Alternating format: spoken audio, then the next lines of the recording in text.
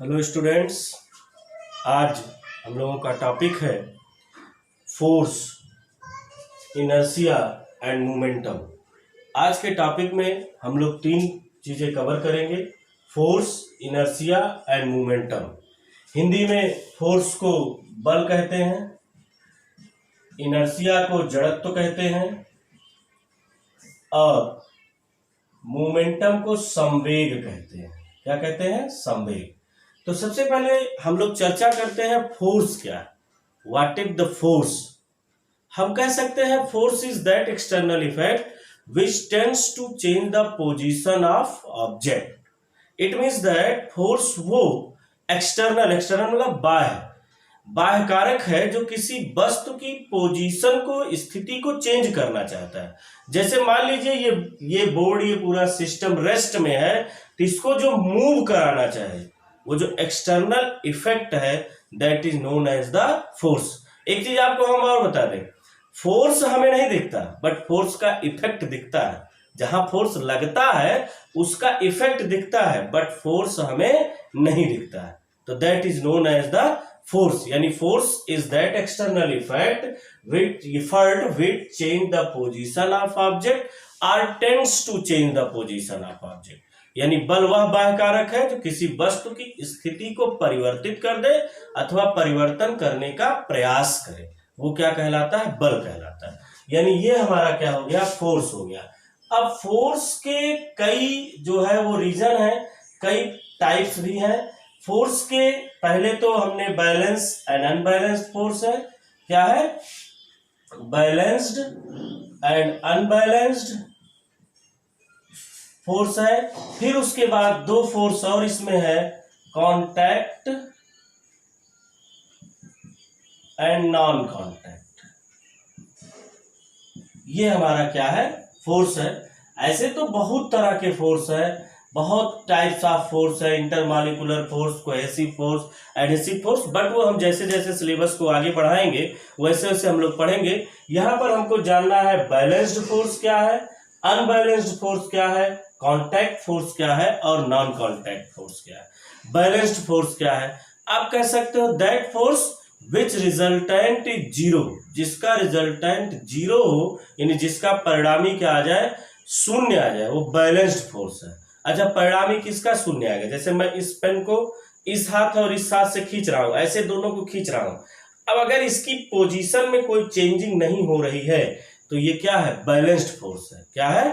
Balanced force है। यानी आप बैलेंस्ड फोर्स की एक डिफिनीशन और कह सकते हैं कि balanced force does not change the position of object. It means that अगर ऑब्जेक्ट मूव कर रहा है तो मूव ही करता रहेगा, उसकी पोजीशन पर वो मतलब चेंजिंग नहीं करेगा। भले एक्सटर्नल फोर्स लग रहा है लेकिन वो फोर्स कैसा होगा? बैलेंस्ड फोर्स होगा। अनबैलेंस्ड फोर्स क्या है? That force which change the position of object. Like that ये ऑब्जेक्ट है, हमने ऐसे फोर्स लगाया, आगे बढ़ गया, तो दैट इज क्या है? अनबैलेंस्ड फोर्स है। क्या है? Unbalanced force. संतुलित मतलब बैलेंस्ड, अनबैलेंस्ड मीन्स असंतुलित। असंतुलित जो बल होगा यानी अनबैलेंस्ड फोर्स होगा, that always causes the change of position of the object. अब बात आती है कांटेक्ट फोर्स क्या है, नॉन कांटेक्ट फोर्स क्या है। कांटेक्ट फोर्स क्या है? That force which applies by the direct contacts of two object. ऐसा फोर्स जो दो ऑब्जेक्ट के सीधे कांटेक्ट में आने पर वर्क करे, वो क्या कहलाता है? कांटेक्ट फोर्स कहलाता है। Like that this force. अब ये क्या है? ये जो हमारा पाम है, हाथ की हथेली है, और ये जो पाम है, that these applies to force each other when they becomes in contact, then this is a contact force। समझे? मास्कुलर फोर्स मेनली जो है वो कांटेक्ट फोर्स होते हैं। एंड नॉन कांटेक्ट क्या है? That force which acts or you can say that which comes to play without direct contact of two body. जो बिना दो बॉडी के डायरेक्ट कॉन्टैक्ट में आने पर वर्क करे, वो हमारा क्या कहलाता है? नॉन कॉन्टैक्ट फोर्स कहलाता है। जैसे आपका ग्रेविटेशनल फोर्स हो गया, मैग्नेटिक फोर्स हो गया। आप कह सकते हैं जो फील्ड टाइप फोर्स होते हैं, फील्ड टाइप फोर्स जैसे आपका मैग्नेटिक फील्ड हो गया, इलेक्ट्रिक फील्ड हो गया, या आपका जो है ग्रेविटेशनल फील्ड हो गया, ये जो फील्ड टाइप के फोर्स होते हैं वो क्या कहलाते हैं, non contact type of force कहलाते हैं। तो आई थिंक ये हो गया। अभी हम लोग इस टॉपिक में केवल इंट्रोडक्शन ऑफ फोर्स को कवर करेंगे। ये हो गया फोर्स, यहां तक हमें लगता है आपको क्लियर हो गया होगा।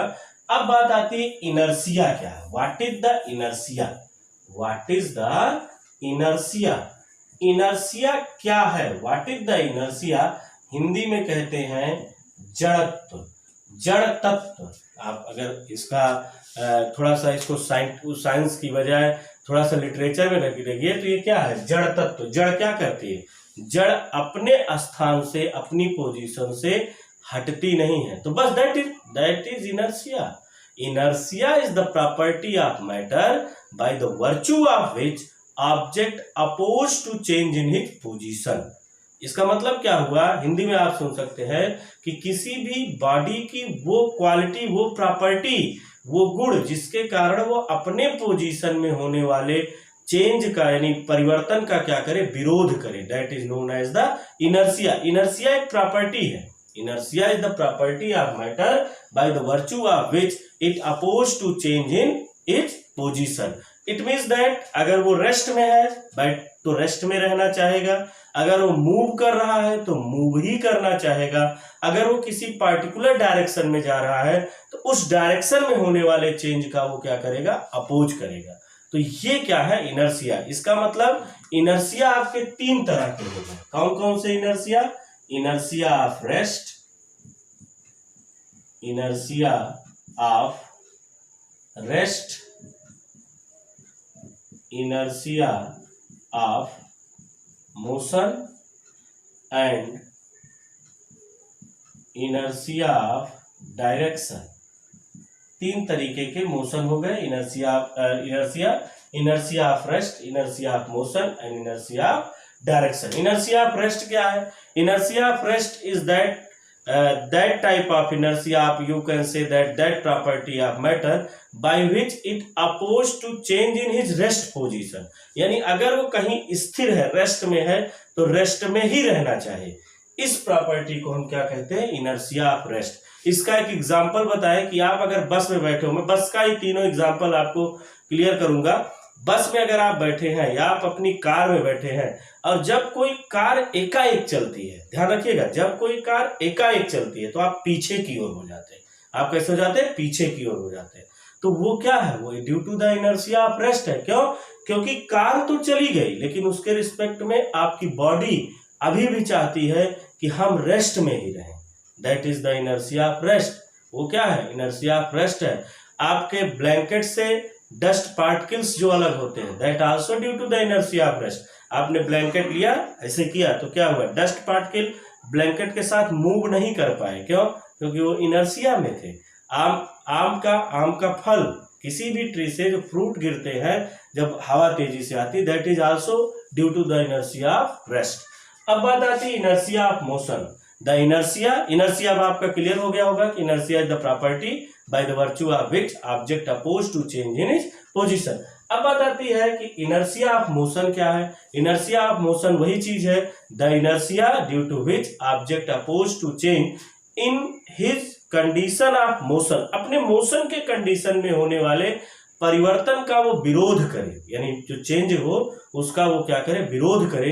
तो that is known as the inertia of motion. अब उसी गाड़ी में जिसमें आप इसमें बैठे थे, पीछे की ओर हुए थे, वही गाड़ी जब एकाएक अगर आप बैठ गए हैं और गाड़ी चल रही है, एकाएक आप जो है क्या हो गई, गाड़ी का ड्राइवर ब्रेक अप्लाई करता है, ब्रेक लगाता है, तो आप आगे की ओर क्या होते हैं, झुक जाते हैं। आगे की ओर क्या होते हैं, झुक जाते हैं। क्यों, क्योंकि गाड़ी तो रुक गई बट उसके रिस्पेक्ट में आपकी बॉडी अभी भी क्या कर रही है, मूव कर रही है। क्यों, ड्यू टू द इनर्शिया, इसलिए वो आप क्या होते हैं, आगे की ओर चले जाते हैं।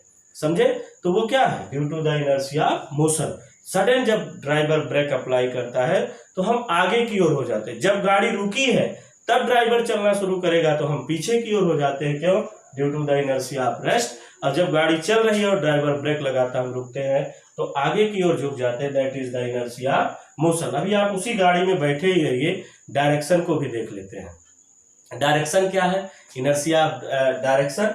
जब कभी मान लीजिए आप ऐसे कोई एक रोड है, ऐसे कोई रोड है और आपकी व्हीकल्स ऐसे जा रही है, आप इसमें ऐसे ध्यान से देखिए, आप ऐसे जा रहे हैं और आप यहां से तो आए स्ट्रेट, बट जब ड्राइवर ने सडनली ऐसे टर्न लिया तो आपके साथ होता क्या है कि अगर आप इस गाड़ी में बैठे हुए हैं तो अगर गाड़ी जो है वो लेफ्ट साइड में टर्न करती है तो आप राइट साइड में चले जाते हैं। ऐसा होता है कि नहीं होता है? होता है। अगर ड्राइवर एकाएक ऐसे गाड़ी घुमाता है तो आप उसके अपोजिट डायरेक्शन में क्या होते हैं, झुक जाते हैं, गिर जाते हैं। तो that is the inertia of direction. क्यों? क्योंकि हमारी बॉडी का डायरेक्शन उतनी जल्दी नहीं चेंज हो पाता है, इसलिए वो क्या होते हैं, हम जिधर वो ड्राइवर टर्न करता है उसके अपोजिट डायरेक्शन में चले जाते हैं। ब्रेक डांस वाला झूला लगभग सभी लोग झूले होंगे, तो उसमें भी आप लोग देखिए कि वो जब एकाएक जिधर वो झूला ऐसे घूमता है, जिस गाड़ी पर आप बैठे रहते हैं, वो जैसे इधर घूमता है तो आप इस तरफ झुक जाते हैं, अपोजिट डायरेक्शन में। हमेशा आप क्या होते हैं, अपोजिट डायरेक्शन। तो ये तीनों इनर्शिया है। अच्छा, इनर्शिया की प्रॉपर्टी किसका मेजरमेंट है? इनर्शिया की प्रॉपर्टी ऑब्जेक्ट की किस प्रॉपर्टी को शो करता है? मास की प्रॉपर्टी को। जिसका मास जितना ज्यादा होगा उसकी इनर्शिया उतनी ज्यादा होगी। हैवी मास की बॉडी होगी तो हैवी इनर्शिया होगा, मतलब उसको मूव कराने में भी ज्यादा फोर्स लगेगा, रेस्ट में भी लाने में ज्यादा फोर्स लगेगा। समझे? ज्यादा हमें अपोजिट फोर्स की डायरेक्शन होगी। यानी जो इनर्शिया है that is the property of mass. जिसकी मास जितना ज्यादा होगी उसकी इनर्शिया उतनी ज्यादा होगी। तो आई थिंक इनर्शिया भी क्लियर हो गया होगा। अब हम लोग आते हैं मोमेंटम पर, जो आज का हमारा लास्ट टॉपिक है। मोमेंटम क्या होता है? हम कह सकते हैं the moving mass of any object is known as its momentum. किसी ऑब्जेक्ट का जो मूविंग मास है वो मोमेंटम कहलाता है। यानी mass with velocity is known as momentum. समझे? तो हम कह सकते हैं मोमेंटम इसी को संवेग कहते हैं हिंदी में। हिंदी मीडियम के स्टूडेंट्स देख रहे हो भी ध्यान दें। मोमेंटम मीन्स कि द मास विद वेलोसिटी, किसी भी ऑब्जेक्ट का मूविंग मास उसका मोमेंटम कहलाता है। यानी अगर if any body of mass m moving with velocity v, then its momentum. मतलब अगर कोई m मास की बॉडी है वो v वेलोसिटी से चल रही है तो उसका मोमेंटम क्या होगा? Then momentum p will be mass into velocity. Mass into velocity. Mass क्या है? m है और वेलोसिटी क्या है? v है। That is the formula for the momentum of a moving body. Unit हमने आपको 10 बार बताया है और बार बार बताता हूं कि हमें यूनिट कभी भी याद नहीं करनी, यूनिट निकालना सीखना है। कैसे यूनिट निकलेगा? यूनिट आपका हो जाएगा, यूनिट इसकी सीधी सी बात है, मास की यूनिट क्या होती है? किलोग्राम। वेलोसिटी की यूनिट क्या होती है? मीटर पर सेकेंड। तो ये क्या हो जाएगा? किलोग्राम मीटर पर second. This is the unit of the momentum. ये मोमेंटम की क्या है? यूनिट है। एक चीज और कि अगर हम इसका डायमेंशन निकालना चाहें तो डायमेंशन क्या हो जाएगा? मास को हमेशा डायमेंशन में m से, लेंथ को l से और टाइम को t से रिप्रेजेंट करते हैं। तो हमारा आ जाएगा डायमेंशन इसका p का क्या आ जाएगा? mL-t-1। तो ये आपका मोमेंटम है। अच्छा, मोमेंटम की डायरेक्शन किधर होगी? मोमेंटम की डायरेक्शन हमेशा ऑब्जेक्ट के वेलोसिटी की डायरेक्शन में होती है। तो दिस इज द मोमेंटम। आज हम लोगों ने 3 टॉपिक छोटे छोटे कवर किए। क्यों? क्योंकि नेक्स्ट वीडियो में हम पढ़ेंगे न्यूटन्स लॉ ऑफ मोशन। तो न्यूटन्स लॉ ऑफ जो मोशन है उसके ये बेसिक पार्ट है, इसलिए इन तीनों के बारे में हमने पढ़ा, फोर्स, इनर्शिया और मोमेंटम। मोमेंटम ये है।